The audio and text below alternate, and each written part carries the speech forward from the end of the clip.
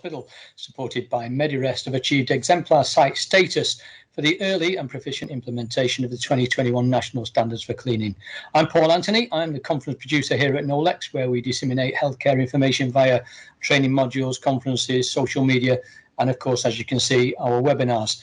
I'm joined today by Russell Blake, who's the Managing Director of Compass Group Healthcare, Emma Brooks, who's Head of Soft FM Strategy and Operations at NHS England, Anna Hallis, MBE, who's Head of Cleaning and Infection Control at Medirest, Callum Lane, the Facilities Manager at Medirest, and Maria Rana, who's Head of Soft FM at the Royal Surrey NHS Foundation Trust. Very shortly, we will get the webinar underway, but before we do that, we've just got to do a little bit of housekeeping.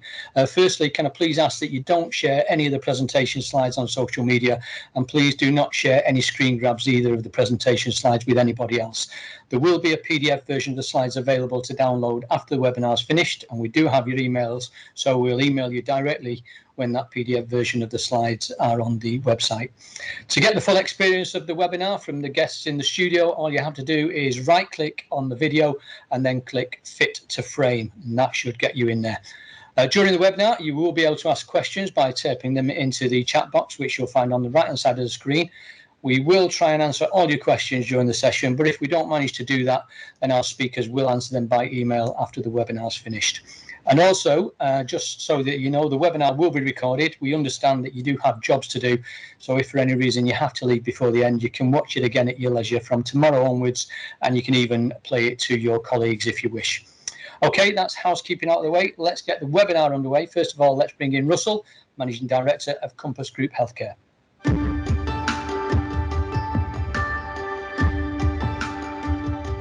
Good afternoon. My name is Russell Blake and I'm the Managing Director for Healthcare here at Compass Group UK and Ireland. It's my absolute pleasure to be here with you today and share with you something that I'm exceptionally proud of. That is a demonstration of the power of partnership. Before we get started, I just want to share with you a story that some of you may have heard. During a visit to the NASA Space Centre in 1962, President Kennedy noticed a cleaner carrying a broom. He interrupted his tour, walked over to the man and said, "Hello, I'm Jack Kennedy. What are you doing?" The cleaner replied, "I'm helping put a man on the moon, Mr. President." Whilst maybe not as grand as putting a man on the moon, our teams are integral to the full and safe running of healthcare environments. Medirest's purpose of performance with heart, and the ethos of it as well, is represented in this story. First and foremost, we want to do the right thing, ensuring we deliver on our commitments in a timely manner and to an outstanding standard. But secondly, it is about doing this in an empathetic and kind way which keeps the people we serve and our patients at the heart of everything we do. We are incredibly proud to have been awarded the first double exemplar site status in and by the NHS. Earlier this year for catering, and in recent weeks for the implementation of the 2021 National Cleaning Standards, and delivering outstanding cleaning standards at the Royal Surrey County Hospital. I am a strong advocate for sharing best practice, regardless of whether you're employed by the NHS or a partner. And with that in mind, I hope today you can take something out of the learnings and us from you. So quickly, a little bit of context on Medirest. We actually partner with over 20 NHS trusts here in the UK. We employ some 10,000 dedicated soft FM professionals, or healthcare heroes as we like them to be known. Services we provide include, but are not limited to, patient and retail catering services, domestics, security, portering and logistics. From the slide, you'll see there are a number of statistics, but the one that I want to highlight is we clean over 1.5 million square metres of hospital space every single day, a mind-blowing amount. With that thought, I would now like to hand over to Emma Brooks at NHS England.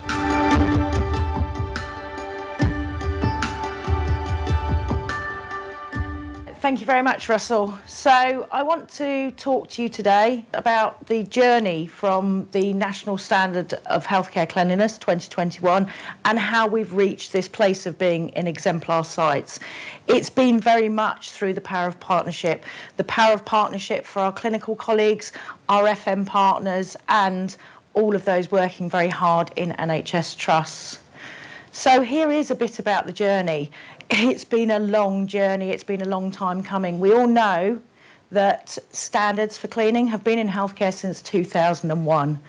But in 2017, we needed a refresh. So we convened a working party to start looking at that. We had pilots running out through October 2018 and January 2019, working across a load of things and working across a load of settings along with our FM partners and providers. We had GP surgeries, hospices, and a wealth of different environments to try and test the new standards. They weren't working at that point. We had tried to take the best of PAS and the best of the 2007 standards and put them together to make a workable standard for everybody. However, the 3 red, amber, green approach really didn't work. So we then had to go back to the drawing board and have a look at how do we make those changes to really make it work, which is where we are now with our 6 functional risk categories. In May of 2021, we actually launched the standards. Absolutely brilliant. They were delayed slightly due to COVID, but we went through a long period of doing webinars locally and also thinking about how we can support organisations through the implementation. Central support has been ongoing, and that has been working in partnership across both our FM providers and all of the NHS. And obviously throughout May to November this year, people have become compliant. A little bit about the ethos of the document and what does that mean. So collaboration, we've talked about it, the power of partnership. It is working across our FM providers. It is working across our clinical colleagues. It is working across the whole of England to ensure that everybody who needs to be involved, our suppliers, our domestics, our clinical colleagues, our FM providers, are involved in making this a reality. It's about transparency and assurance. We need to make sure that what we do can be assured, the processes by which we do things. We've used visual audits for a very long time, which is great, and we still want things to look clean, but we also want to know that that is being done properly. We've got to link in with our infection prevention control partners. We know how important and the links between great healthcare cleaning and infection prevention. And it's about continuous improvement, working with our partners to make sure that we continuously improve what we're doing. How can we bring something else on to support organisations, better tools, better processes and training materials to ensure that everybody is meeting the same standards. So we also managed, as part of this project, to get out a brand new updated cleaning manual, which is great. And that was only possible because our FM partners came together to support this process, to enable us to film everything, to be able to create posters that will help support all those responsible for cleaning in knowing how to carry out the jobs properly. They're all available currently on our NHS hub and through the AHCP, but they will become publicly available to allow all organisations to be able to meet the same standards of cleanliness. So a little bit now about Exemplar site. What does that mean and what do we actually want to do at NHS England? For us, this is not about just giving somebody a title. It is about ensuring that that organisation has support from the board down and from the bottom up to the board. Everybody needs to know what's going on. They need to be able to be challenged, but also to provide challenge back to the centre to ensure that we are all making things better, that we can innovate and work together to create a better NHS and have a cleaner NHS. They need to be a flagship site. They need to know that they are representing NHS England, the NHS and the central team in what they do. They need to have great relationships across the board with their clinical colleagues, with their board members, with their staff, with their FM partners, and everybody included. Cleaning is everybody's business, so everyone needs to be involved in that. We need those sites to step forward and say, look, we would like to pilot this, we want to try this, we will do that data collection, we will give you feedback, and we will be at the forefront of leading change across cleaning in the NHS. So from that, we now, at this current moment in time, only have one Exemplar site for cleaning. That will change, but the very first site to be named Exemplar for cleaning, actually having dual site status for both cleaning and catering, is Royal Surrey. And I'm not going to steal the thunder because there are other people much better placed to talk about the trust itself. But I did just want to say a little bit about how the team from Medirest and the team at Royal Surrey engaged to really make sure that they took on board the new cleaning standards and ensured that they were implemented a full month before they had to be within that trust. They developed a strategy, they worked on the cleaning policy, they looked at all the documentation, working through as partners with the whole trust. They worked with the board, they worked with infection prevention, they looked at all the cleaning responsibilities and made sure that things were right. And that allowed them to implement the standards in a way that worked not just for them, but for the staff, for the trusts, and ensuring patients are safe. I'm now going to pass you on to someone who's going to talk a bit more about this.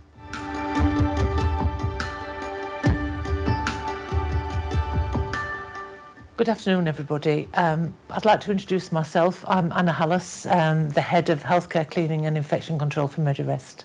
It's been an absolute pleasure supporting Emma and the team in the development of the standards, and it's really hard to believe that this started in 2017. Subsequently, introducing these standards into Medirest was a real pleasure, and actually Callum will talk in more details about how this happened locally in more detail later through the presentation. It's also fantastic that Royal Surrey has been awarded Exemplar site status for cleaning, and it's a real testament to the power of partnership with the Trust and our teams within the Royal Surrey.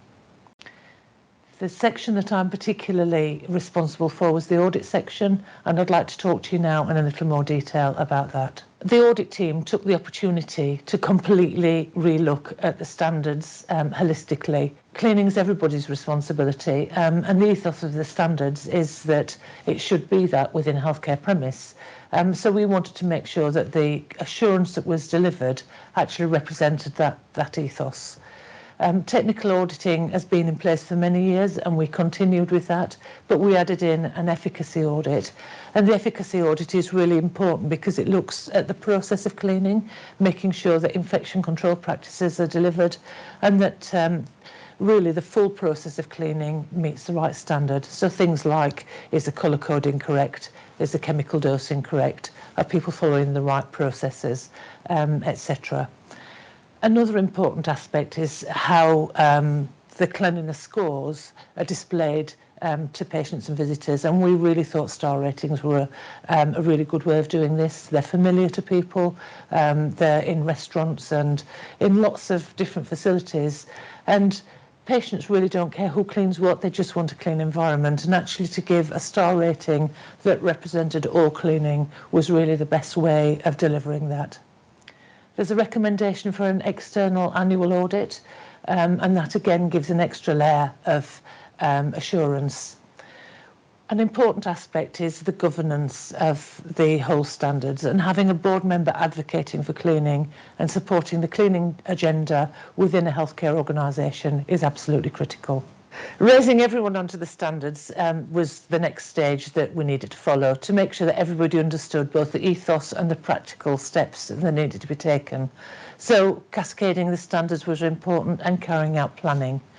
A communication to the business and to our clients to prepare people in advance, developing of the support material and creating comparisons really allowed for individual local requirements to be met. So it was also important to recognise that not everybody started in the same place. Cleaning standards have been in place since 2003, and our clients and client teams had a variety of standards. We were on 2003, 2004, some people were on PAS, some people on a hybrid of PAS and 2004, and we had some of our teams working to 2007. So what was really important was that we provided information and support for everybody's journey to meet the standards. We also needed to understand the approach that our specific and individual clients wanted to take. So some people took the opportunity to take what they got because they were happy with their cleaning service and just migrated across to the new standards, and others have taken a fresh new look and completely looked at including every risk category and including blended. And we needed to understand that so we could help and support them deliver the new standards into their organisation. You'll see on the screen a flowchart that we've developed to support the introduction of the standards. This details all the different steps that need to be taken and who needs to take them. Communication, however, is key, and actually engaging with the right people in the trust, so our estates and facilities colleagues, with infection prevention and control, matrons and other people who are involved in cleaning.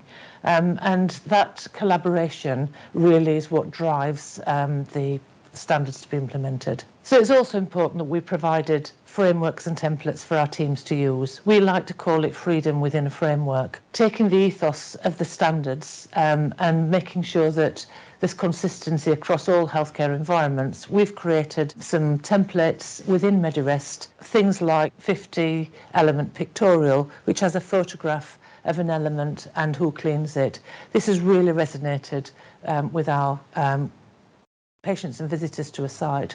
And we've also developed work schedules and other collateral that we can edit to make sure it's bespoke for a site, but actually it's consistent across all of our environments. Creating financial models and data is a really important part of this process, and understanding, as I said in the earlier part of my presentation, the Trust's approach to implementing the standards and being able to translate that into, so what does this mean for me, was really important. So we've developed lots of templates to use to allow this scenario planning to take place. And it allows the comparison of where we are currently, what we like to call the base standard, and how Trusts might want to bespoke that. And it might be very much that it's a movement of labour that's required. So we might need additional labour in inpatient areas and slightly less in areas where staff are working. But we need to understand what that looks like so we can follow through with realigning all of our resources to make that work. All of the work is based on data that we've collected over very many years, and we know that it works operationally and practically within our sites. And all of this should lead to confidence in the service delivery. We have confidence in our service delivery models, and it allows confidence in implementing the standards using these templates. The whole ethos of the standards is to enhance consistency of cleanliness across all healthcare organisations and actually within an organisation as well, and with all people who clean. And I actually think that's what's been delivered. We are able to provide tailored support, whether that be a lot of support or a small amount of support, whatever our clients' needs, we're here to support them with that. One of the important future initiatives will be to carry out regular reviews to make sure that we tweak and make sure these standards are working for us continuously, and also to develop the standards going forward so we take on board all of the learnings. I'd now like to hand you over to Callum, who's going to talk to you in more detail about the Royal Surrey.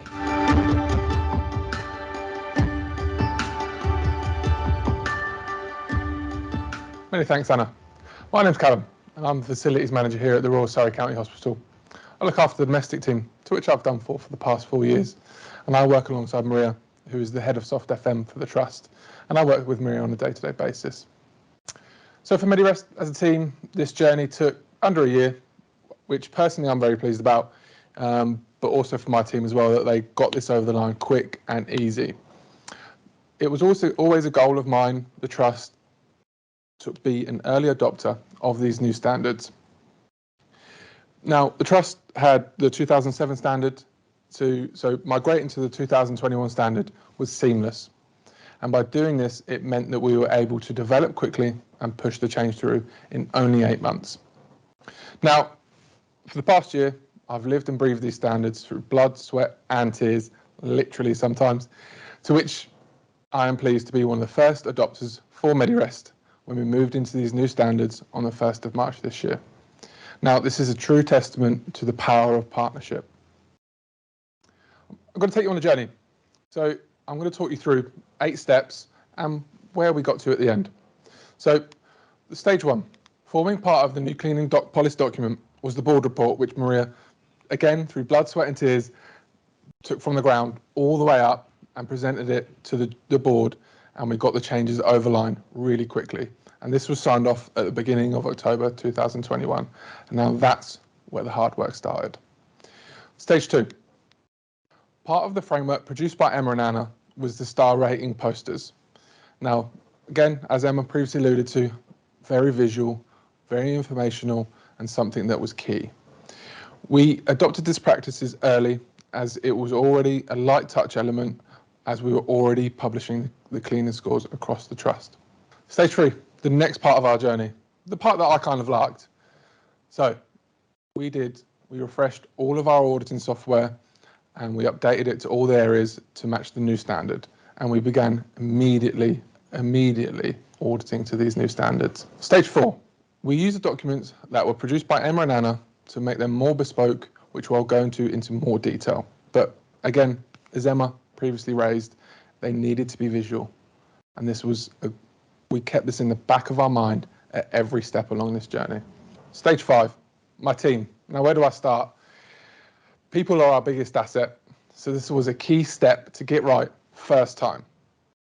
A frontline brief was created that gave an overview of what the new standards are and how they will be personally affected. We then held small working groups because, well, my team's over 200. I don't think I can ever get 200 people in a room at the same time. So we had to do small key working groups to talk through each element and how it will affect them, because we needed to get it right, as I said, first time. Stage 6, introduction of the new 50 element technical audits. Now, most people who work in hospitals are familiar with the people that come around with either a tablet or with a piece of paper marking down what's failed or what's passed. Hopefully majority more passes than fails, but hey, no one can be perfect, but that's what we strive for. So we then produced audit timescales for each area around the trust. Key members of the trust were also notified of their roles and responsibilities, because when it comes to cleaning, it isn't just the person you see with a mop in their hand. It is also the healthcare assistant, but it's also the nursing team and the back office staff that no one ever sees. But we wanted to bring these people to light and show them that everyone is involved when it comes to cleaning. Stage 7, to allow for continuous improvement, in the first 4 weeks, we built in post-audit reviews. I initially held them with my supervisory team on a daily basis and then fed back to Maria, because I want to be open and honest with Maria about where I feel the trust is currently in terms of cleaning.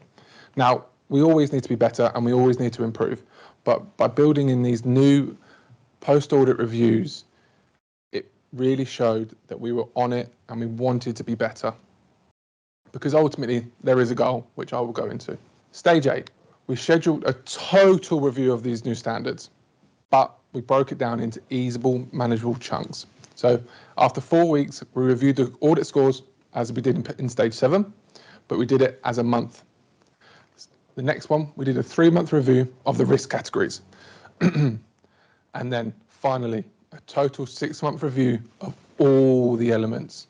So not only was that we picked on the areas, we picked on the cleaning, we picked on who had what task, and then we did a full root cause analysis of the whole new standards. Now, where did it lead? What did we get? Where have we finished? I'm immensely proud to be the first site to gain Exemplar site status for cleaning. Now, from a personal aspect, yes, it's very pleasing for me, but what did it mean for my team? They are overwhelmed to be recognised on a national level for all of their effort in the last year to getting these new standards over the line, and hope to continue the good practices moving forward. So where do we start? Because I've spoke for each stage about what we did when we did it, but what did we do in the beginning? Maria and the IPC team and the key members of the clinical team decided that we should start a steering group. This would allow for key effective communication to all teams, not just my team, the clinical team, and as I said, the people that behind the scenes that no one sees. The documentation provided by Anna and Emma needed to be made bespoke for Royal Surrey. Now, there was a lot of documents that were sent down by the team that I had to sort of digest, sometimes in my bed reading about cleaning documentation, reading about 50 elements, but hey, as I said, I live and breathe these standards, and I love working with my team around cleaning. One of the key documents for me personally was the responsibilities framework.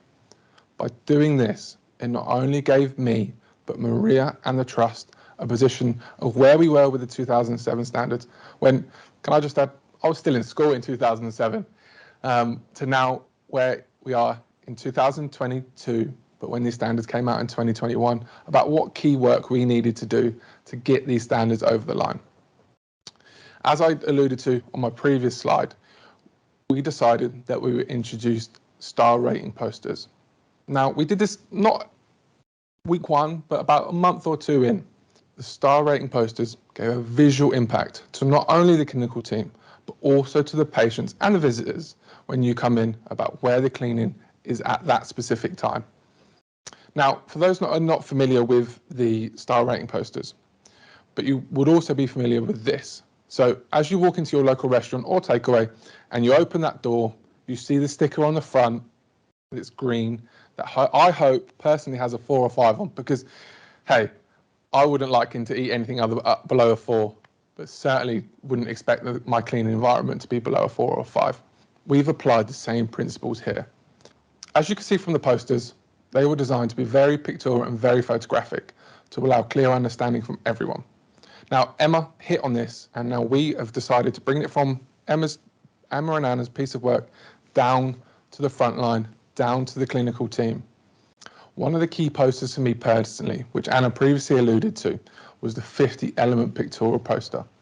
One, it's very visual, and 2, I could place it up in the majority of the clinical areas across the trust because, hey, everyone loves a poster. Now, I'm going to go tell a little bit of a story about what we do at Surrey. There's a hotbed of contention, pardon the pun here, about responsibilities for cleaning beds. So my domestic team, they clean everything below and underneath the bed, and the clinical team clean the tops of the mattresses and the bed. And I can imagine people are nodding, yes, yes, yes, this is my trust, this is my trust. Well, hey, it happens here as well. With these new standards coming in, along with this poster, it allowed for both parties to come together and talk about how we can improve this moving forward. The responsibilities framework was brought down to a local level, which then produced this 50-element pictorial poster. Clinical engagement sessions were held, and now if it's hard enough getting my team together, it's just as hard getting the clinical team together. But by doing this in bite-sized chunks, so 2 or 3 people at a time, when they're kind of not busy, it really allowed for key communication and effective communication, because it is key for all members to be aware of this poster, and by not just sticking up, by telling them what it means. And I'm pleased to say we are seeing considerable improvement in this specific area and hope to tackle more elements of this pictorial poster with the clinical team. And now I'm going to talk a bit about technology because, hey, I love technology. Another key crucial factor of our success was the introduction of electronic auditing. And now when I first walked into Surrey in 2018, there was drawers taller than me. And I didn't like that, of cleaning audits, of paper, it just annoyed me. Now, by introducing this electronic auditing, it got rid of all that paper, bar a few bits, but hey, I can live with that. It gave Maria and the team live updates of cleanliness standards across the trust, with all these whizzy dashboards that they can see what A&E scored 2 years ago and what it's scored now, which is really good. And this is something that I am proud of, that we introduced really, really quickly. And now, what does it mean? What's it produced for us? So it has drove up cleaning scores by 3% across the trust. And now my team are, one, very proud of that, but the trust are very proud of that. Moving into the next stage was the introduction of the efficacy audits. Now, I won't steal Maria's thunder, but she will talk about that. This is a cross-disciplinary oversight of the implementation of the new standards that forms part of the audit review process. So very, very key to get right. Now I want to show you something. This is my team. Just a select few, but hey, as I said, I can't get 200 people on a photo. So this is a select few of my team on a nice sunny day, smiling and happy, because they are being recognised for all the work they have done. By gaining this exemplar site status, they are proud and happy to not only be working for Medirest, but to be working at the Royal Surrey, and long may it continue. I will now hand over to Maria, who would like to say a few words.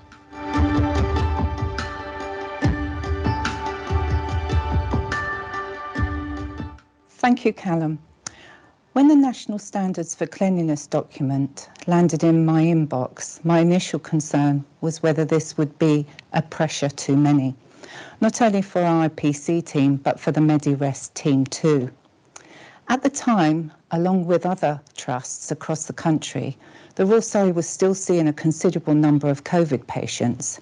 Every department was under pressure, but particularly IPC and Medirest teams, who had to respond to a massive increase in requests related to infection control. As head of Soft FM, I personally felt that the new standards were long overdue, so I was excited to take this initiative forward. The Trust partnership with Medirest has existed since 2014 and works extremely well. Their team, based here at the Royal Surrey, makes my working life easier in many ways than I've got time to state today. I have an excellent rapport with the management team, and we are aligned with our objectives to provide good food and a clean hospital environment. Where Medirest excel is their knowledge of the Soft FM world. They know the latest equipment and materials coming to market and best working practice. This was no different when introducing the National Cleanliness Standards. We all have busy workloads, and Callum anticipated my need for assistance. He provided a matrix comparing the new standards and cleaning frequencies with the previous requirements. This made it very easy when discussing and agreeing the new standards with the key decision makers at the Trust. Trusts are often guilty of a lack of networking with each other for a variety of reasons. Discussions with Callum, who networks with other Medirest colleagues across the country, enabled me to gain an understanding of how other trusts had adopted a blended approach to quality control and the benefits this scoring method provides. I was then in a position to share this knowledge with my colleagues at the Trust and a decision on what was best for us. Rollout of the new standards was straightforward. Callum and I met and set dates for introducing different elements of the standards. Implementation occurred some weeks prior to the recommended start date, which allowed our teams to monitor and evaluate the effectiveness of the new standards and to make tweaks to aspects that didn't work. Callum took responsibility for instigating the star ratings posters and provided a great communication tool, a pictorial 50 elements poster that indicated who was responsible for each element. This was not only useful for the housekeeping staff, but for the clinical teams too. Once the frequencies were agreed, the cleaning charters were introduced by Callum. He even set up a QR code, which was great, as anyone who knows me knows I'm not techie at all. The help continues from Medirest. I commenced efficacy audits in April this year and needed to produce a simple spreadsheet to log the scores and findings that I can report into the Infection and Prevention Control Committee on a quarterly basis. I mentioned the process to the Medirest contract director in a passing conversation who noted he had a template that might work, and before I arrived back in my office, it had arrived in my inbox. It is these sorts of acts that makes a partnership. It is why the new national cleaning standards were introduced so efficiently at the Royal Surrey. Thank you.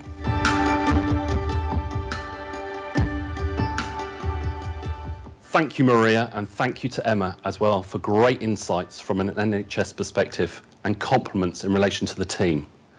Hopefully you have found this session both informative and insightful. For me, I think what has really stood out is the genuine power of partnership in achieving this recognition. It has also helped amplify the important role that our frontline domestics play in supporting the clinical teams that we serve, to put patients first. Without them turning up every day, the healthcare environments in which we operate would come to a standstill. And I absolutely echo Callum's praise for their support in achieving this outstanding result. The achievement of the exemplar site status really has been a labour of love for everybody involved on site. From the trust who are accountable for the standards, through to Anna Hallis and our team nationally, but importantly to Callum Lane, Maria Rana and the entire Royal Surrey County team on site. Technology becomes a key enabler and an area which is developing at pace, especially in a data-driven era. And finally, it is outward managed and well executed quality control.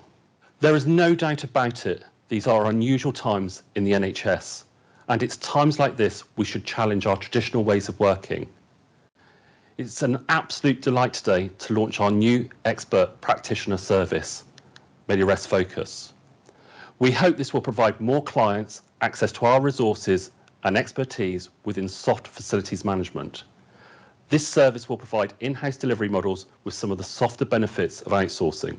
Through Medirest Focus, our teams of subject matter experts will be available to conduct service deep dives, provide suggestions and recommendations for in-service improvements and enhancements, independent audits or support with specific soft facilities projects. Please do get in touch if you're interested in hearing more by scanning the QR code on the screen. Thank you for listening, and we will now move into Q&As.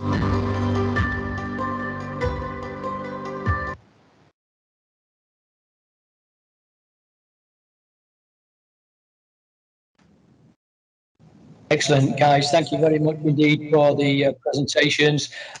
Not surprisingly, we have got quite a few questions, so if we crack on with them. The first one is for Callum, from a gentleman called Gary Matthews. Callum, Gary would like to know he'd be interested to know which software was chosen for auditing. We use Service Track in the Royal Surrey, but I know there are many other digital partners around that can do the service.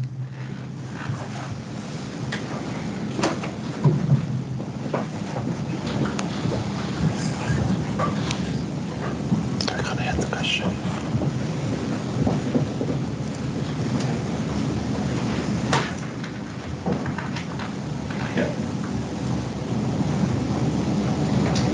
Likely to be published, and also she's heard that for primary care the national standards are not mandatory. Can you confirm whether that is true or not? It's for you, Anna. I'm sorry, we didn't hear the question. Sorry, we didn't hear the question. It's reference primary care setting at NHSE. Can you hear me now? Cool. Yeah. She's aware that a recently revised user-friendly version of the standards is being produced and was earmarked for the issue mid-November 22. Are there any updates on when it's likely to be published? And also, she's heard that for primary care, the national standards are not mandatory. Can you confirm that that's the case?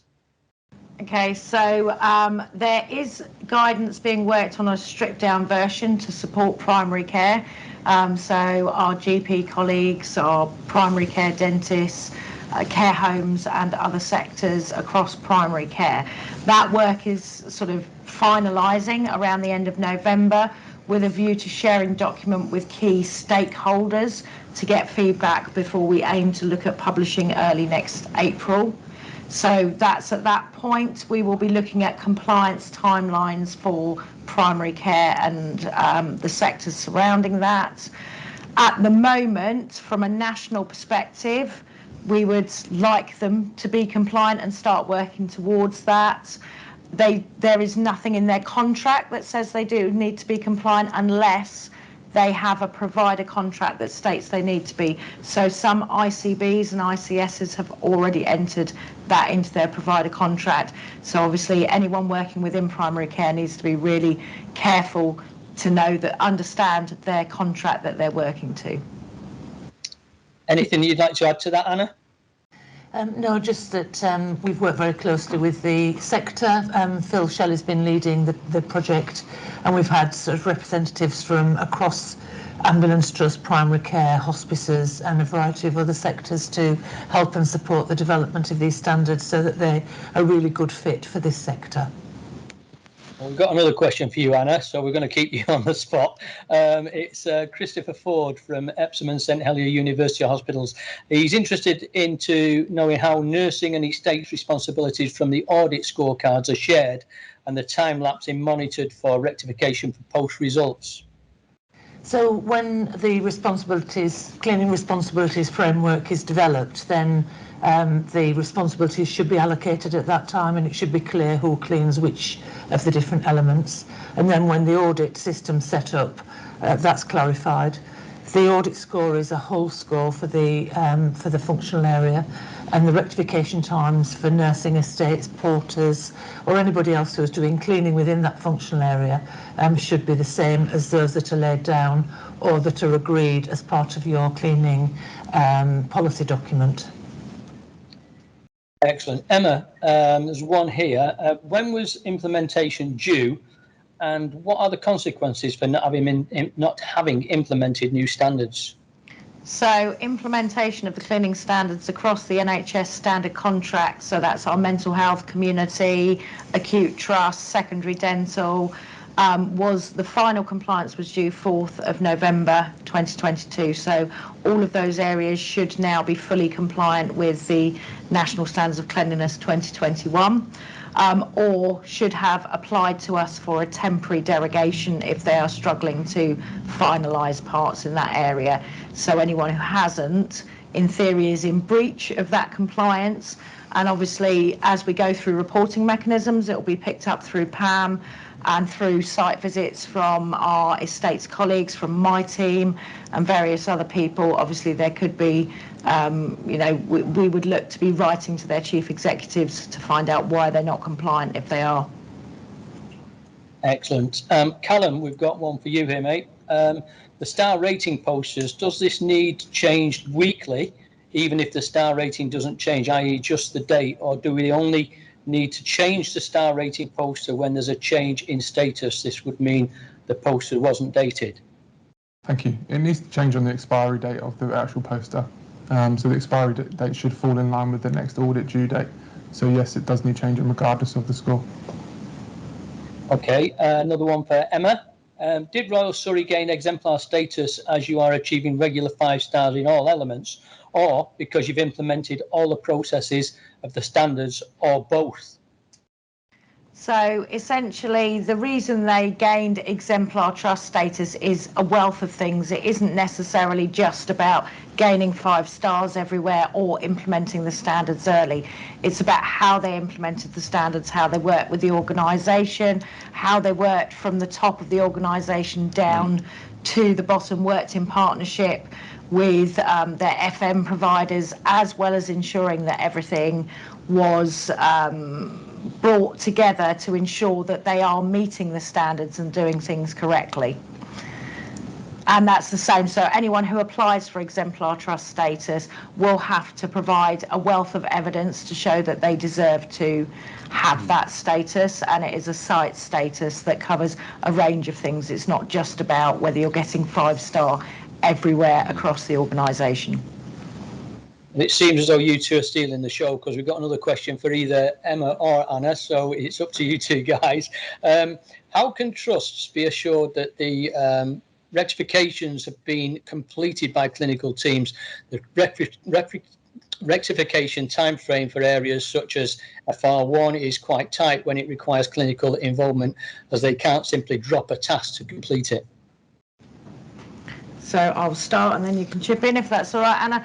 I mean, obviously, from a point of view of clinical teams, it's really important. Cleaning is everybody's business. So when we do an audit and we find that something has failed, it will depend on what that element is. If it is a drip stand, then there may be things that your domestic teams can do to support that rectification process, but it is something about working closely with those clinical teams to ensure they understand why has it failed, where has it gone wrong. Have those clinical teams been trained adequately using the cleaning manual and other tools available to ensure that they know how to clean those things properly.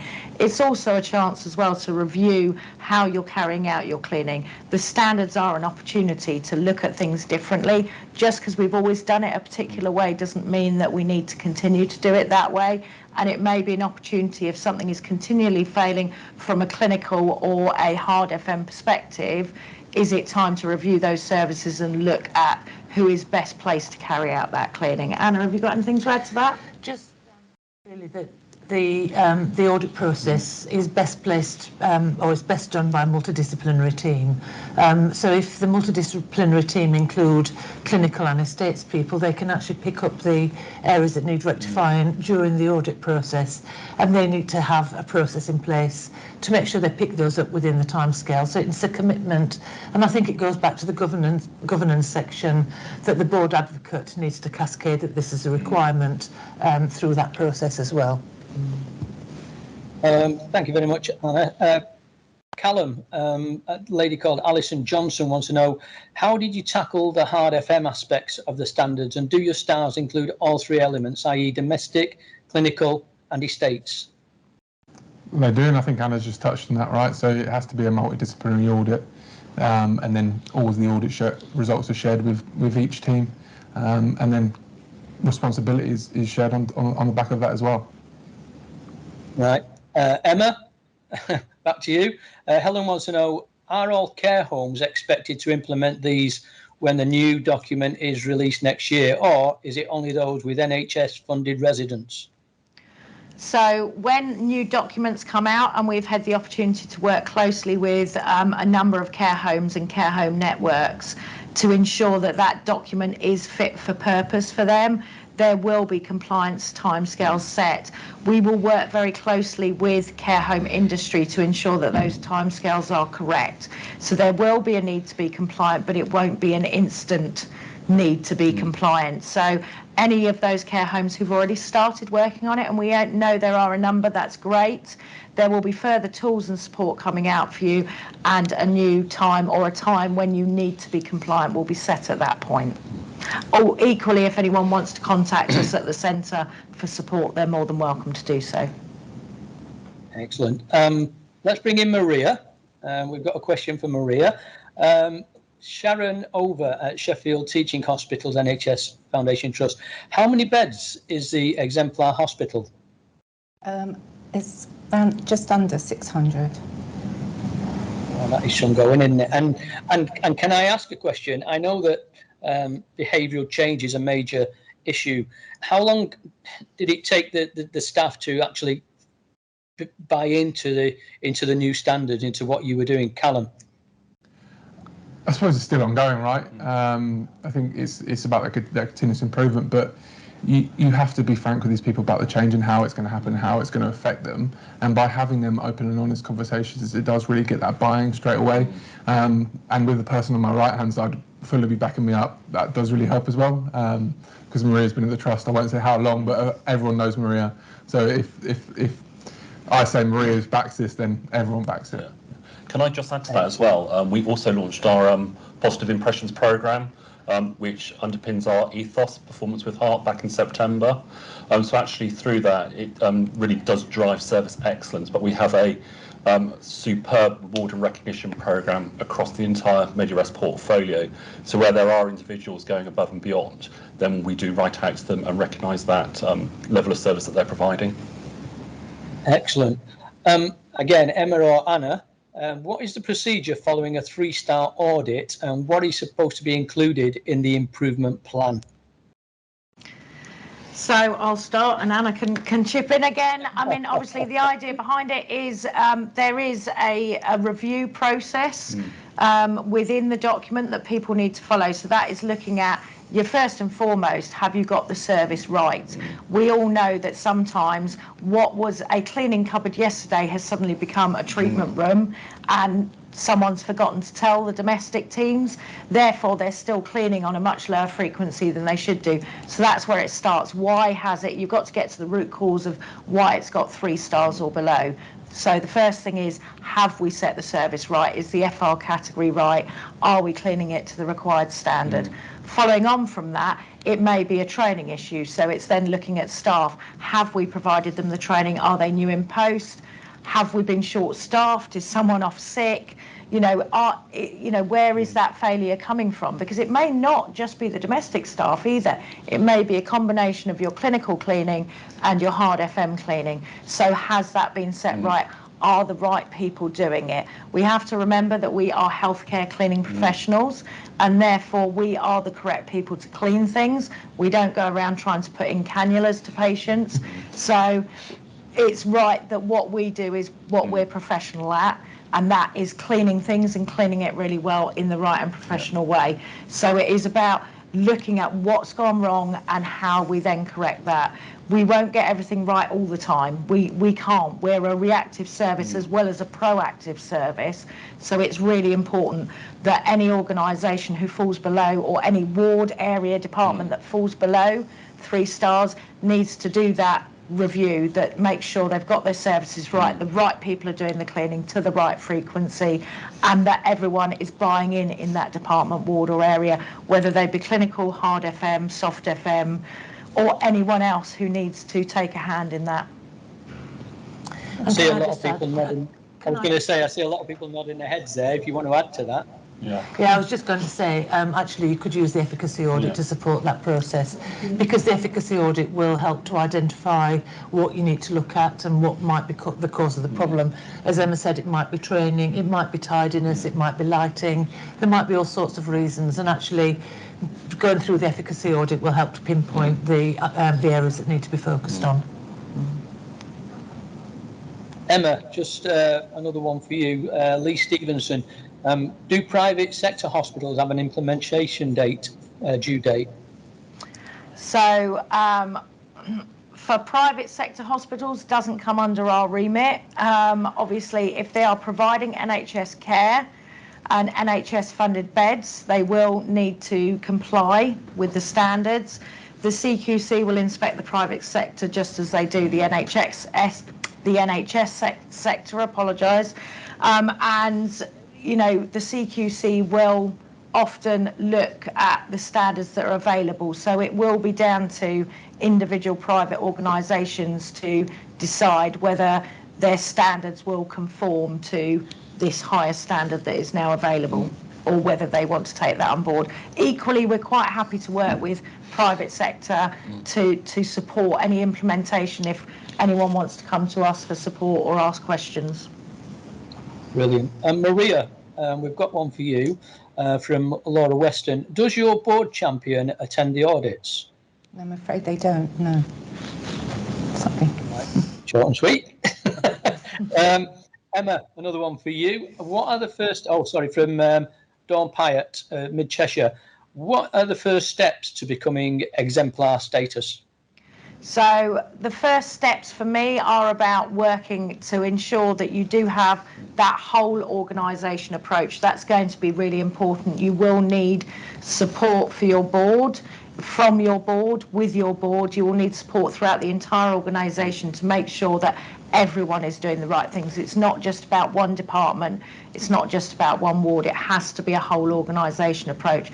It's important to look at the standards in the right way. We are aware of a trust out there who managed to secure another £1 million worth of revenue funding year on year by taking the cleaning standards to their board and getting their buy-in to show the importance of what they should be doing. So it's important that you are working together across the organisation. Step 2, once you're happy that you have got that approach, it's all being supported and you are following the standards and fully compliant with the standards, then you would approach us on our central email box, and we will then send you out a pack for the things that you'll need to do, which will include a case study and a briefing paper outlining why you believe you should be an exemplar site.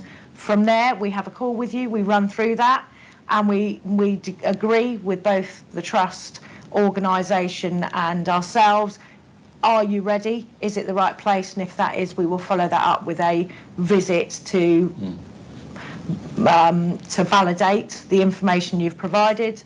And obviously following that, you will, if you're successful, you'll be awarded exemplar site status in whatever it is, cleaning, catering, portering, and we hope to bring on board in the near future actual certificates that we can give out to all Exemplar sites as well for them to display to show that they have achieved that status for a 2-year period.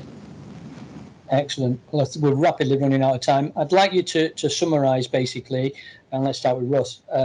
Summarise your partnership and how it's worked. We've had your obviously presentations, but from what I've heard here, this has been an exemplary partnership between all of you. I think so. Yeah, you know, we've had a real long-standing partnership with Royal Surrey County Hospital since 2004, and I think it's fair to say that, you know, with any partnership you have good times and you have bad times, but I think the great thing with Royal Surrey is that actually when you're going through a period of change or you have some operational issues, etc., that we work through them collectively. They recognise that we don't get everything right every day, so it's nice to work with a partner, with a trust where it's a real partnership at the end of the day, and I think that's just proven in terms of the longevity of our contract with them, our partnership, and to the extent, you know, we've continued to extend our services with the trust, you know, even in latter months. So it's a partnership we're immensely proud of within Medirest. And Maria as well, you must be tremendously proud with the work that you've done within the hospital, along with your colleagues as well. Yeah, absolutely. Yeah, absolutely. yes, absolutely. Yeah.